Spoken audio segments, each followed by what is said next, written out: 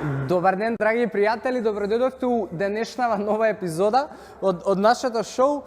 Драго ми е што голем дел од вас ме инспирирате за одредени прашања и теми кои што еве ги зборуваме во сето ова. И она што денеска ќе го зборуваме една исто така, верувам, многу важна тема која што на многу од вас ќе ви помогне, а тоа е темата ќе ја крстиме зошто не вежбам и кои се причините практично поради кои што многу од луѓето избегнуваат вежбање. Цел овој период практично размислував и се среќавав со луѓе кои што сакаат можеби да направат некакви промени кај себе и во начинот на живот, но голем број дел од нив и го имаат моментот дека само ако треба да вежбам, молим те, нема ништо да почнеме. Или прашањето и започнува и разговорот започнува со тоа дали јас ќе треба да вежбам.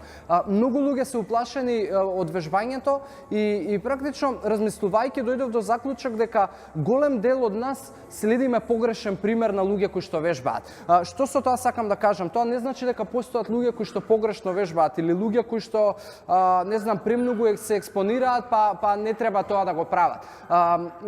И идејата ми е и тоа што сакам да го поентирам тука е дека голем дел од нас можеби имаме, тоест не можеби, јас сум сигурен дека имаме пријатели, луѓе кои што ги следиме, можеби на социјалните мрежи, Инстаграм, Фејсбук и така натаму, кои што се во светот на фитнесот. И бидејќи тие луѓе практично се заљубени во тоа што го прават и го обожаваат тоа што го прават, односно си го сакаат својот активен начин на живот, нормално е дека со страст ги промовираат работите кои што ги прават на секојдневно ниво. А тоа се можеби некакви дисциплини и вежби кои што за нив се најнормални. Што тоа за обичниот човек значи? Тоа значи дека кога јас можеби ќе погледнам некаков таков пример и кога можеби ќе видам 10 луѓе кои што вежбаат на вистина професионално и 10 луѓе кои што се страствени во целото тоа што значи фитнес, активен животен стил, почнувам на себе си да си кажувам приказка дека можеби јас не го можам сето тоа.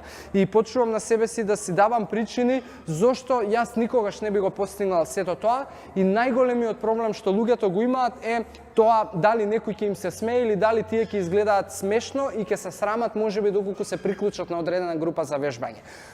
Но да бидам искрен и да ви помогнам во сето тоа, ќе ви го кажам следново. Најчесто повеќето од нас го гледаме крајниот продукт на човекот или крајниот продукт од, не знам, одреден процес. Тоа значи дека ако некој човек денеска го гледам јас со сикспек, го гледам како можеби вежба некакви, не знам, дисциплини и прави огромен број на серии со огромни тежини, тоа не значи дека тој човек не поминал одреден процес. Тоа не значи дека човекот бил роден со природна таква градба на телото и дека тој човек од раѓање ги има тие вештини. Сето тоа и он го научил. И она што е мој личен совет до вас е да можеби побарате помош од луѓе кои што се занимаваат со оваа област и од луѓе кои што навистина ќе ви помогнат во цел тој процес и да се приклучите можеби на некаква група на луѓе кај што јас со сигурност ви тврдам дека ќе видите одредени поединци кои што и можеби се почетници. И секој од нас бил почетник во нешто. Секој од нас бил почетник на школа, секој од нас бил почетник на факултет, секој од нас бил почетник на работа, но најчесто тие работи сме ги правеле без изговори затоа што и сме морале. Никој од нас нема опција да си одлучи сам за себе дали можеби да оди на школа или да не оди, дали можеби да се вработи или да не се вработи. Едноставно некако тоа по дефолт се појавува како дел од животот. Сега, овој момент на вежбање можеби не се појавува како нормален дел од животот и затоа треба лично ние да донесеме одлука, но ја ви гарантирам дека можеби првата недела ќе ви биде проблеми, можеби првата недела ќе се осеќате лошо затоа што можеби вие најмногу заостанувате, но верувајте дека тоа никој не го исмејува и тргам од личен пример.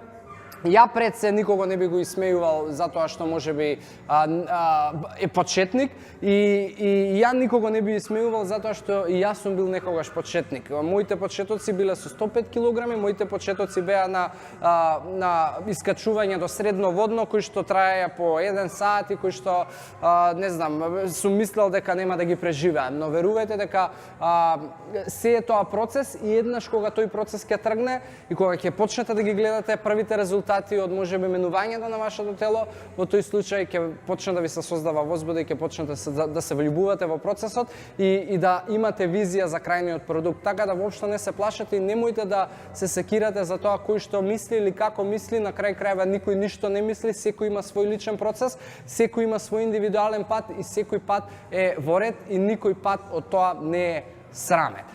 Во оставам тука и ве поздравувам во оваа денешна епизода. Мислам дека зборувавме на една супер тема и мислам дека голем број на луѓе ќе почнат да го почуваат својот процес во можеби овој дел што значи активен животен стил. До следната епизода ви посакувам убав ден, квалитетни животни навики и уште една благодарност за тоа што не следите и сте интерактивни. Чао, чао!